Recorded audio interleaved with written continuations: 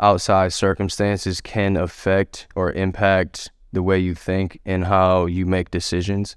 But I think it's important to like key in on who you are in your core, which takes work to like really know who you are, to like, you know, dig through all the nonsense and like at your core like really know who you are. Right. And then once you like figure that out, it's your responsibility to then move correctly.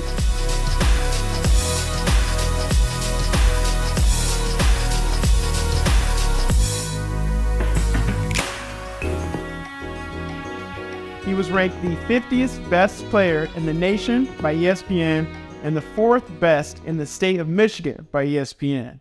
He's gone to play at Northwestern, at Boston College. He's played overseas. But for me, he's one of my closest friends and somebody that, despite all his accolades, I see him as a brother. And today I'm so excited for you guys to meet AJ Turner. Yes, sir. What's up, man? What's good, bro? Life is great. Yeah, bro. You want to tell people where we just came from last night? Yeah, we had a wedding. My friend Anthony Tillman, longtime friend. And what number was this for you? It's my first wedding. I went to my parents' wedding when I was, you know, like 2 or 3, but as an adult, this is my first wedding. Your junior year at De La Salle, you were averaging 20 points and 6 assists. And your senior year at New Hampton, you were averaging 15 points and 6 rebounds and 4 assists per game. Yep. So you were still averaging 20 points a game. Averaging. Yeah. So that means you were scoring more than 20 points. No, for like sure. 20 points. I did have some 30 plus point games for sure. But were you really trying at that point, or were you? I wasn't even like fully aware of like what I was doing, you were bro. Just like coming up the court. I like wasn't even fully aware. Cause like I was in high school, bro. Like things were so different.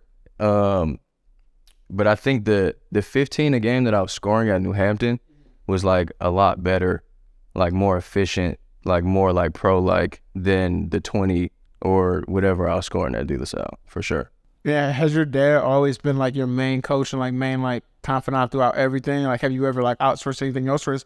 Like literally, it's been you and him in the lab, or like Tiger Woods and his dad. Yeah, I mean, up until I left for prep school, it was me and him. But obviously, get into it a lot. Oh yeah, I'm sure everybody who has like a dad coach can relate to this. After a bad game, like the car ride home, it was just awful. It was so bad. And then carried it into the house. So now like the whole crib is affected by my bad game. I'm like, damn, bro, like I gotta pick it up. Can't be having that entire house like in this bad mood because I didn't play well. Did you always want to go to BC? Like at that point, were you like, this is the spot I'm gonna go to? Like you would, or like were there other places you wanted to go at that time? Yeah. Or were you like, BC is where I'm gonna go, I'm gonna stay here for 4 years? No, BC wasn't like I wasn't planning on going there. My top 5 schools at the time, I think, were BC, Harvard, Wake Forest, Stanford, and Florida State, maybe. I always wanted to go like an academic school just to get that, knowledge as well as like the core experience. But when I visited BC, it just really made sense to me. They were in a rebuilding situation, and I would play a lot as a freshman in arguably the best conference in the country, playing against Duke, your boys at North Carolina.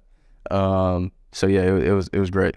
And so after BC, where'd you go to? After my sophomore year, I transferred to Northwestern. Had to sit out a year because it was pre-transfer portal, so I couldn't transfer and play right away. There was no NIL. So yeah, transferred there, spent 3 years there, graduated in 2020. And then from there, I spent the last 3 years over in Europe. My rookie season was in Austria, not Australia. Not Australia. You'd be surprised how many people like made that mistake. Like people would just see AUS and it's over. Yeah, genuinely thought I was in Australia. I might have been one of those people. I wish. No, definitely. Australia was like a little bit warmer. You know what I'm saying? A little bit more beaches. But it was cool though, bro. It was like the first time I was really out of my like comfort zone and like out of, what I was used to, just kind of like picked me up and plopped me in a whole new culture, and I had to adapt. I was like hiking in the mountains, met some really cool people. Teammates. Yeah. We had probably 4 Americans on the team, and then everyone else was from either Austria or Serbia, Croatia, like in that area. Yeah. After that, where'd you go? My second year, I was in Germany, and then this past year, I was in Luxembourg. All right. So throughout all the processes, when do you feel like you started to tap into like something else beyond the sports? Like when did you feel like your purpose was starting to evolve around just being a 6'7" basketball dude? Yeah, I think when my rookie season in Austria, I think that's when it all clicked for me. I think, bro, once I got out there, I just had so much free time, and I was just like in a completely new space that I'd never been in before. Like new environment, it like opened my brain up to new things. Like I was saying, I was in the mountains, bro, just like seeing like what God created and just like nature. Started reading more. I actually like wanted to learn.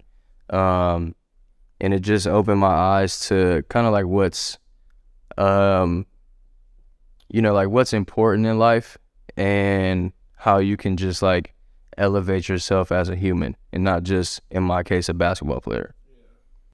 And do you like, was it at that time when you started doing it, did you have anybody that you were like bouncing off of to do the same thing? Or were you like pretty much out on a solo mission? Like what got you inducted into it? That's a good question. I think for the most part, I was like, did you see an Instagram solo post or somebody that? Yeah, probably, bro. I think what sparked it was the book The Alchemist.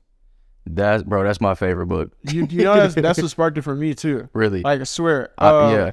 I think at the time, no joke, Kaylani kept posting on Instagram. Yeah. And I remember before that, high school year, junior year, Miss McQuillan's class is the only time I have read anything. And I remember sitting on the bus one day, coming back home from campus, and I was like, man, maybe I should read just The Alchemist book. Everybody kept talking about it all the time. Like, I'd be like, who is this Paul Cholo? Is that his name, Cholo? So they were like, oh, I was like, who is this guy? So I was like, all right, I'm going to read this book, The Alchemist. Mm-hmm. And I remember reading it, and I used to read it every day on the bus. And I remember like going through and the boy Santiago and everything. Yeah. And I was like, this is crazy. And it like spoke to me because I'm like, oh my gosh, like if this is what life is really like this has so much more meaning to it. This is insane. Absolutely. And so that's what got me to it. That's super funny. But keep going. So The Alchemist is what got you into everything? Yeah, it really sparked my, just like that flip switched in my head. And yeah, I just felt like more like awake. That's also the time I started meditating, doing a lot of yoga. I got to get a shout out to my vet, my rookie season, Eric McClellan. He really put me on to the yoga, getting your mind right. And every time I would read a new book, I would come tell him, and he was like, bro, there's no way you're reading all these books that fast. But I was like, I really wanted to. And I was like really intentional about gaining knowledge and just like healing my past and just like growing as a human being. So yeah, definitely in Austria. That's what did it for me. I feel like healing is a thing that everybody knows, especially like young men and people. It's kind of like the best kept secret almost. Yeah. Like everybody knows you have to heal. Yeah. But it takes a certain place. So when you have to be honest, right? Like if you go through stuff of like looking at past relationships or looking at anything that's happened and you're not honest with you'll never heal anything. Right. So I think like it starts off for me at like self-awareness. Yep. Of me to realize what's going on. Then comes the honesty. Yep. And then comes the vulnerability of self to be able to talk about it. Yeah. Even if it's open to yourself, like being able to write it down. Yeah, bro. Like being able to shed a tear and write something down in your journal. Yeah. Is kind of like a different step of healing. For sure, bro. And then to seek the resources that you need to heal. Because I can be aware that this, that, and the third is a problem inside me. But me now to go find a resource to understand how to deal with this I'm trying to even think of like probably the first thing. I mean, what is the perfect thing? The first thing for me to heal from was my grandma dying. I read a book called Journey of Souls by Dr. Newton. And that was my first healing. And I think so like same thing in that once I got through like the days of crying, sitting in my shower crying, I was like, okay, so I'm aware that like my grandma's gone and I understand something that shifted in me. And then I was like, okay, well, now that I'm aware of it, I'm at a point of being vulnerable enough with myself to say, wow, this really changed everything inside of you. Like You don't come home the same from the gym. You don't even really want to go to the gym. And then I was like, okay, so now I'm aware. I'm able to be vulnerable. I'm able to be honest and talk about it. I could write down in my journal and be like, man, I miss my grandma today. Like, I wish she was here. Yeah. And then I got to the point I was like, all right, what are we going to do here? Like, are we just going to we're going to spend 3-4 months sitting here crying, or are we able to look for resources? Right. So I think like healing for me has been like kind of that journey. What was your journey with it of being able to heal, and how did it kind of go? Yeah, I think, bro, like, to your point, it's definitely like an uncomfortable process. Like there are going to be a lot of emotions and feelings that you didn't even know were inside you. And you just kind of have to be mindful of them and kind of like what they're teaching you. And just like flow, bro. Like, it's definitely going to be uncomfortable, but like you say, you have to be honest with yourself. Bro, in overseas, you have a lot of time. Like, you just have practice, you know, depending on where you are, twice a day or once a day for, you know, 2 hours. And then the rest of the day is yours. Like I said, I was in nature, bro, just like really focusing on self-growth. And I had a lot of reflecting to do on like my past decisions and behaviors and just, you know, childhood traumas and everything like that. But I think for me, starting therapy and like talking to somebody about it, talking to like a licensed professional, helping guide you through the emotions and like through the waves of everything really helped me out. Cause like you said, bro, like you can like feel it for a long time, but nothing's going to change unless you like take action. You know, you have to really take steps and say, okay, like this is something I want to do and I'm gonna do it. Yeah. No, I agree 110%. Like taking those steps to do something. And when you were talking about it, it made me forget another step, which I think is so important, which is forgiving yourself. Yeah. Like I think you were talking about like the aspect of it. And I was at church with my roommate here, Jace, not too long ago. And it's probably my first time going to church, I think in like 2 or 3 years. Like I think after going to Catholic school, I took like a break off of me going 3 times a week. But the message was about forgiveness and how if I see my own sins as something that's forgivable, they're minimal, and I say, well, I did that because AJ did this, and I always have an excuse. You doing something bad, I can always judge because I look at all my sins to be less than yours. Yeah. Like, what I did wasn't that bad. Right. But what AJ did, well, let me tell you about what AJ did. Comparing it to something else. Exactly. And so once I'm able to see my own sins as unforgivable, as things that were really bad, and things that ultimately I have nobody else to blame but myself, now I'm able to forgive other people because I can go, okay, God forgave me, my family forgave me, and I did things that were terrible. So now I can look at somebody else and go, wow, they really hurt me. They really did something that was detrimental to me. But if somebody forgave me, I can allow them the space to be forgiven. And I think in that phase of healing as a young man, when you start really uncovering and like digging deep into it, of let's just say like most guys watching are probably like thinking about a girl or a relationship, like, man, I kind of did wrong there. Yeah. You realize what you did as you mature and you go, man, and it's either you're in denial or I think you get to a point of going, okay, that was really bad, but I got to forgive myself and never do that to somebody again. Yeah. So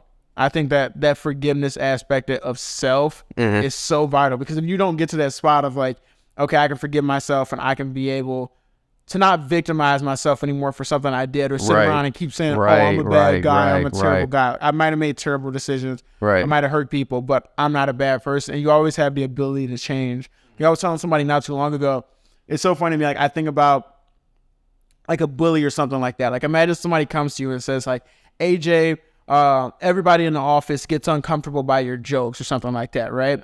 I feel like most people get rooted into it and they believe that that's the perception of them and they double down. So you like somebody will be like, oh, well, everybody thinks you're a bad teammate or you're really mean. And so you continue to be an even worse teammate instead of changing. Like, it's so like intricate to me that people don't just automatically hear something that's negative that they also would deem negative and go, I'm just going to change that. Instead they go, oh, wow, well, everybody just on.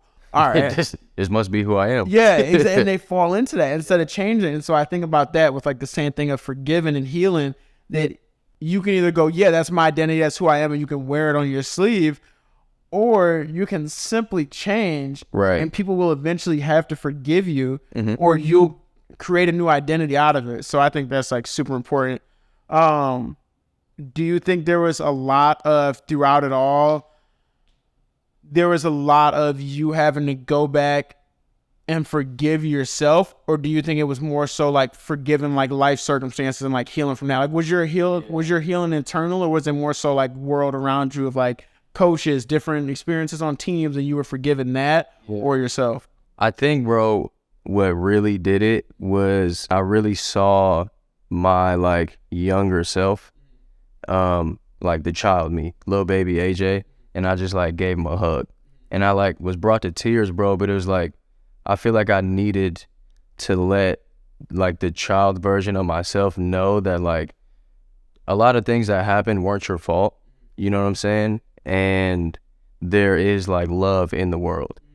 And I think from there, like you said, bro, it took like conscious steps of saying like, okay, now that I know what has changed or what I need to change, like I need to act on that, and I need to continuously like do what I deem is right now. I do think that it was a combination of both.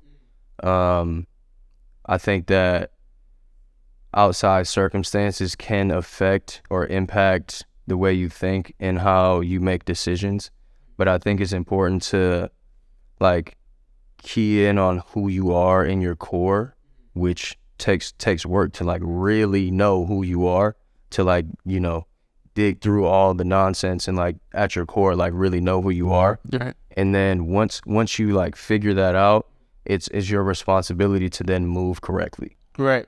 And I think exactly what you're saying. It's your responsibility. Like the accountability aspect, I feel like it took me so long to get there and to understand accountability. Yeah. There's one thing, like you're saying, to know everything, to be aware of all this, but until you take the active steps to go, okay, I'm responsible. So let's say you're on a team and your excuse to everybody is, oh, I'm on a team with all these people. How can I truly find myself? How can I be myself and know that I don't care about going on a plane or doing all these fun things and being in Italy and doing all this? And how can I truly look at that? Well, if you take accountability to sit down and write, and I saw a good post one time that was saying like, close your eyes, meditate, and go into your happiest place. Figure out when it was. Were you waking up at 7 a.m. for practice? Were you sleeping until noon? Were you doing laundry on days? Like, figure out exactly when your happiest moments were and duplicate it. Right. If me waking up in high school and going to 5 a.m. basketball practice was the happiest time of my life, maybe I should start waking up at 5 a.m. now, 10 years later, Right. and I should go to the gym. And I was like, that's kind of a good point. And I think people like try to like pull aspects of happiness from other places, you know, and get different vices. Yeah. Instead of looking at that younger self and going, man, like, well, my best days were when I had lunch for an hour. Well, maybe start taking your hour lunch break and meet up with some friends and go out somewhere. Because now I look at it like that. So I think that accountability aspect to take things like that, like we were saying, to one, be aware, and then to two, implement it into your life is so vital. And I think some people know, but the reason why I deleted my Instagram is because of that picture with Kylie Jenner. Yeah.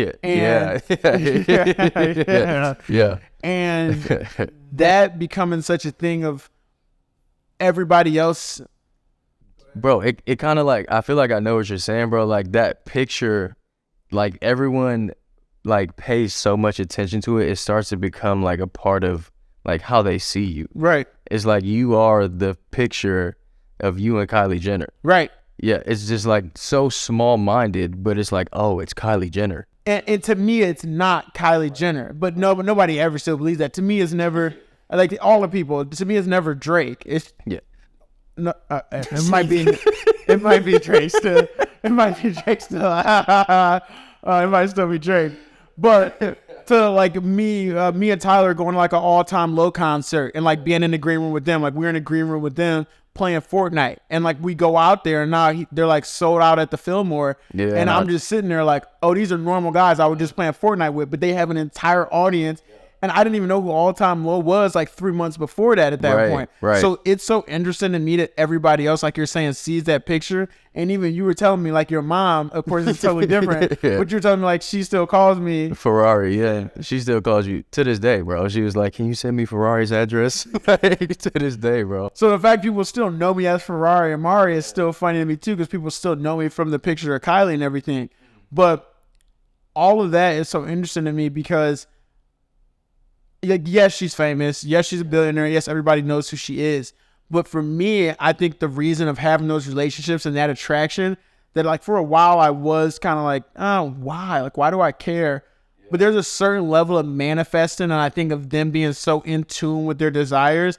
And I think that's where we link up at. I think that's how I'm able to make the connection. And people are always like, oh, how do you have this intricate relationship with them? What is the basis of this relationship?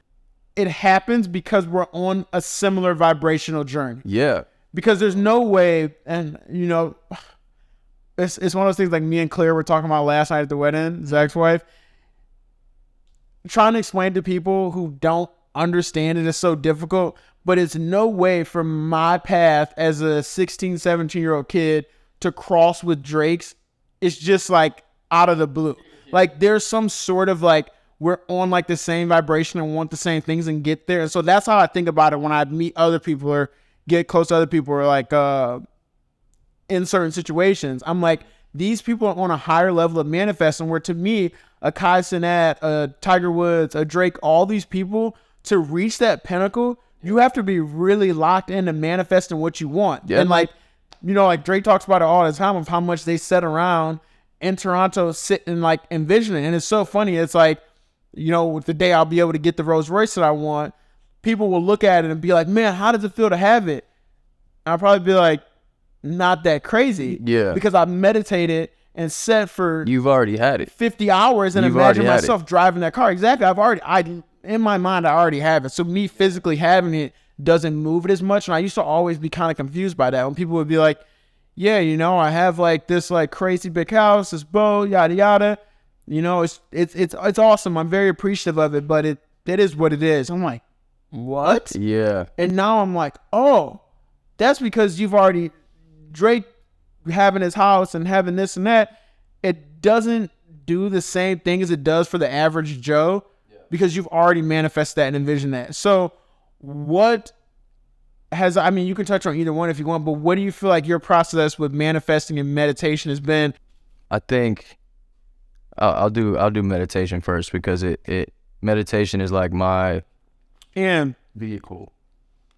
I do have to pause and say that Claire is the reason why this is a topic on my mind now. Because we were sitting at the wedding yesterday. No, I remember the convo. And me and her like fell into this, like, of her being like, well, how do you meditate? And I think one, like, I hope she watches this and sees it, because like that hit me. And I was like, man, that's such like a deep, egoless ask. Yeah. Because to ask it's like somebody a real else question. a real question of how do you meditate, and for her to even want to care about how I do it, but also to possibly want to get better or to adapt something else to her meditation. Yeah. To me, really hit me. And we're in the middle of a wedding, we're having fun. Yeah, and that was yeah. her question that we locked in on. So that's why I thought today of talking about that, like, it'd be so great. But anyway, shout out to Claire if she's listening. Yeah, but keep going. for sure. I think, bro, I meditate like in different ways. It's not just one way. Can be either like a really hard workout, in the gym, like crafting. Like I just get into this like flow state, and things are just like happening. I'm not even like fully there. And for people who don't know, flow is getting to a state of where you're doing something that challenges you, but it's not exceeding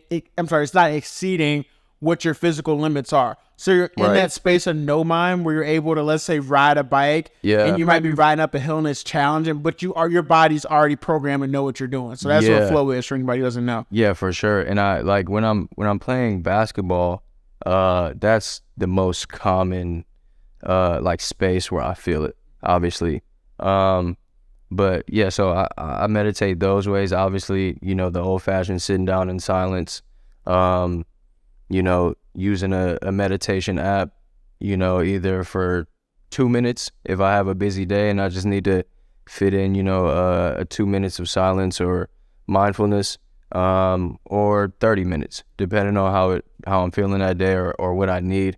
And then I think it directly relates to manifesting for me, because when I'm in that space, I'm able to like, I'll either like hear something or like a word or like a phrase or like come to my mind, And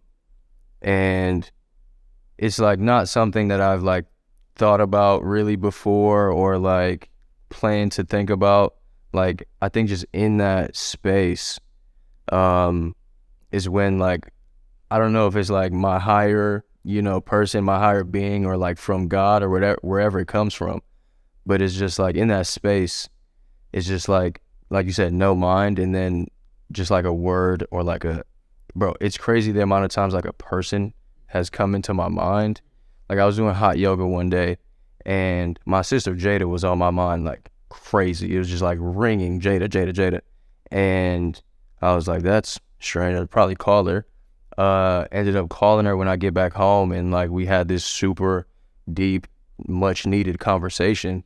And she was like, I like really, really needed this. So that's just like one example, but it happens all the time, bro. And I think once you're able to just like quiet everything and reach that point, it'll just become clear. Now, I have started recently trying to intentionally manifest like what I want for the future, or like I try not to do like worldly possessions like cars or something like that. It's more so like how I want to live my life, or how I can like make somebody else's day that I care about better. So yeah.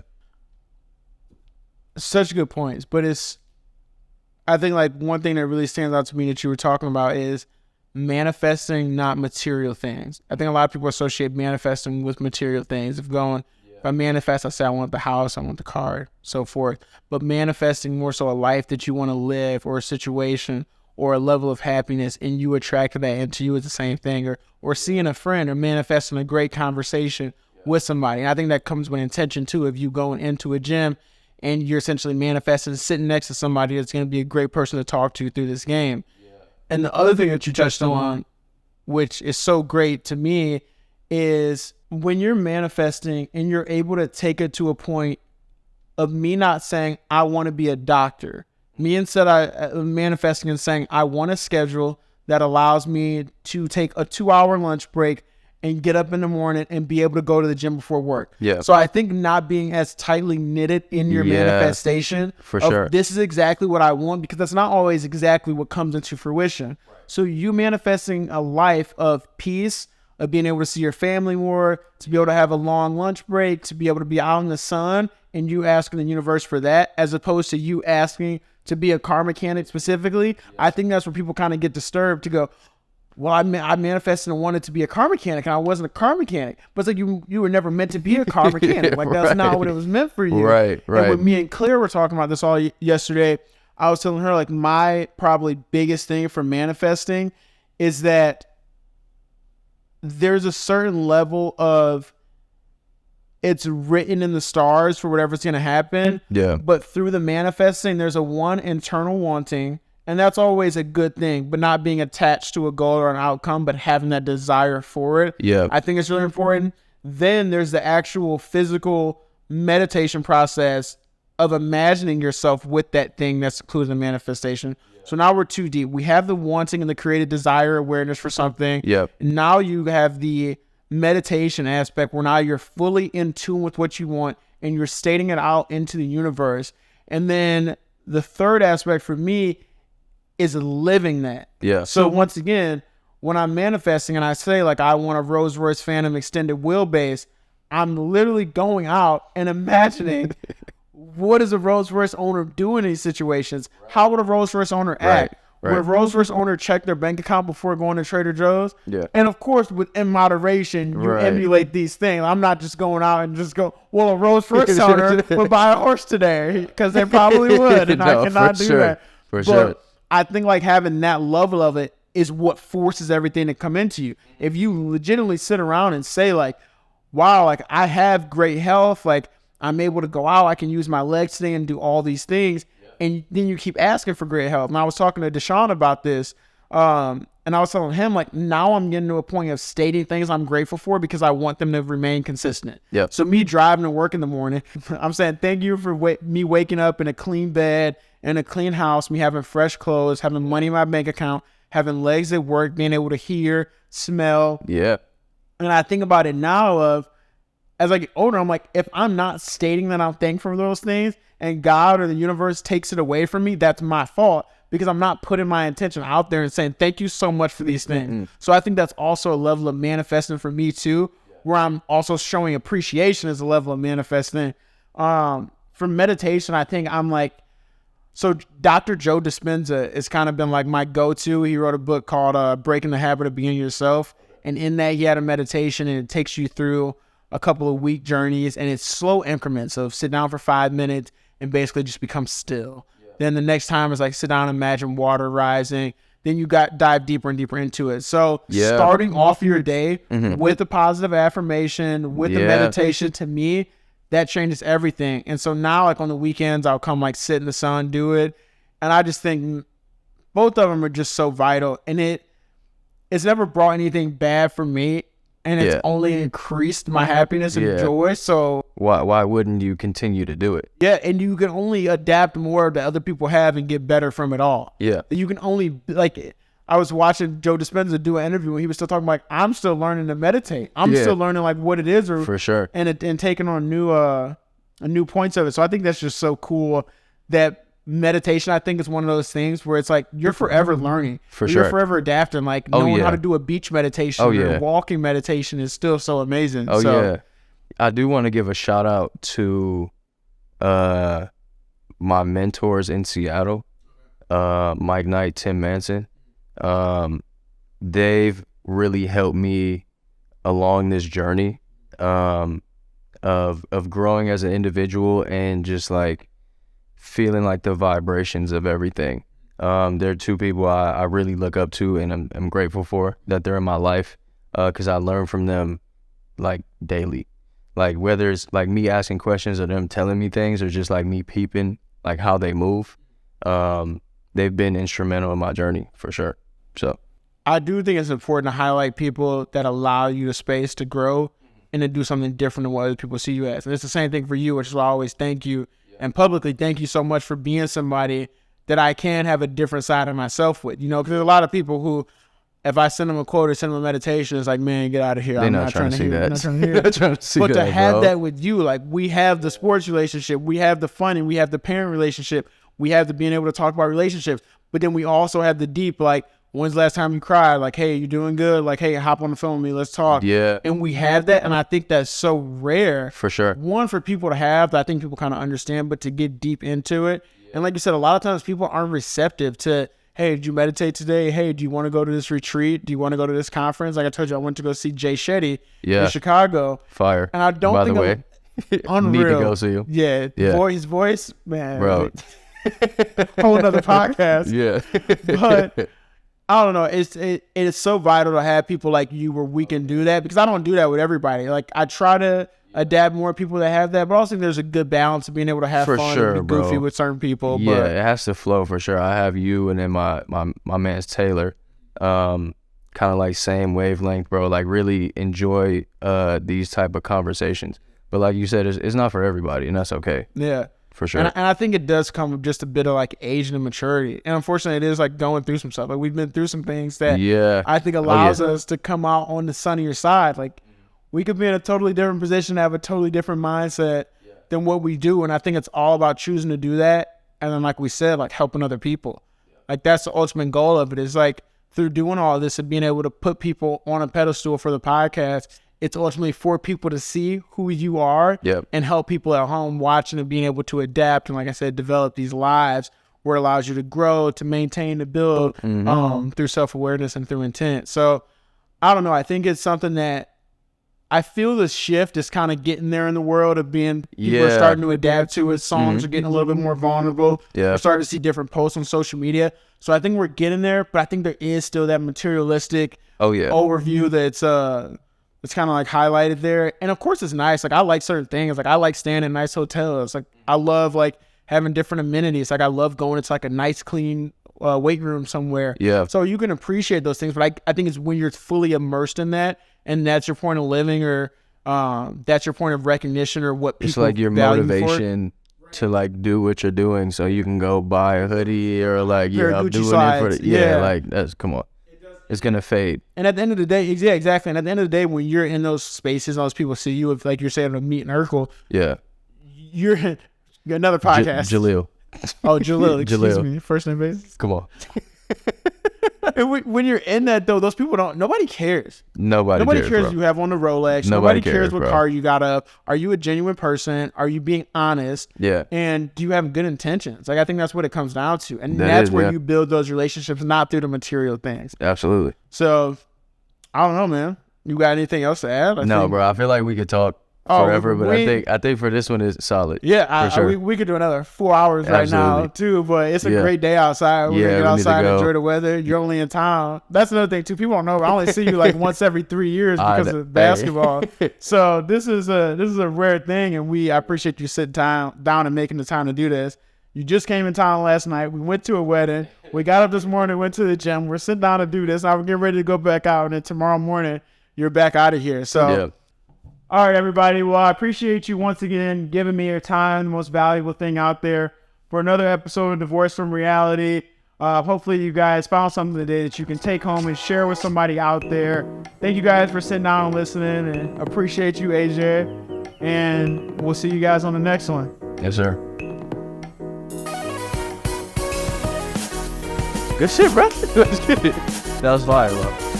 That was fire. I really do think that like we could really just do hella, bro. If we had time, we could really just sit and talk for days.